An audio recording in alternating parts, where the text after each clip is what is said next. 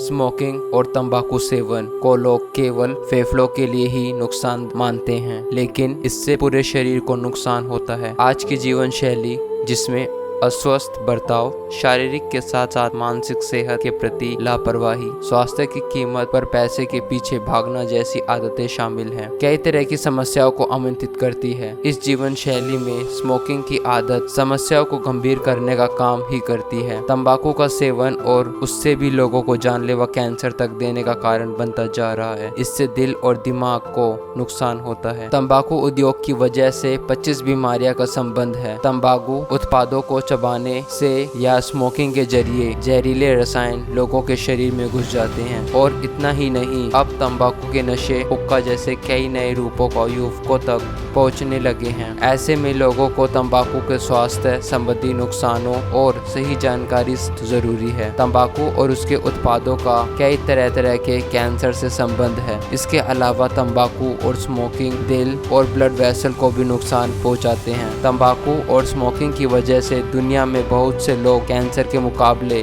बीमारियों से ज्यादा मरते हैं। स्मोकिंग तंबाकू इंसान के शरीर में कई तरह के रसायन छोड़ता है। इनमें से निकोटीन, कार्बन मोनोऑक्साइड विशेष तौर पर खून की नसों का नुकसान पहुंचाने में काम करते हैं। जहां निकोटीन ब्लड वेसल को संकुचित कर देता है, कार्बन मोनोऑक्साइड आर्टरीज को नुकसान पहुंचाता है। स्मोकिंग से फायदेमंद LGL के कोलेस्ट्रॉल कम होता है तो वही हानिकारक LDL बढ़ता है। स्मोकिंग और तंबाकू सेवन ट्राइग्लिसराइड लेवल बढ़ाकर डायबिटीज और दिल के जोखिम को कई गुना बढ़ाता है और खून के जमने में योगदान देता है। खून के खराब होने से धीरे धीरे पदार्थ जमा होने लगते हैं जो अधिक होने पर खून के बहाव को रोकने का काम करते हैं। इससे स्ट्रोक की संभावना बहुत बढ़ जाती है। इतना ही नहीं, स्मोकिंग से ब्लड क्लॉटिंग बनाने वाले प्रोटीन भी ज्यादा सक्रिय हो जाते हैं, जिससे प्लेटलेट्स एक जगह जमा होने लगते हैं। इसी का नतीजा खून का स्ट्रोक ब्लड क्लॉटिंग के रूप में दिखाई देता है। स्मोकिंग करने वाले अन्य लोगों की तुलना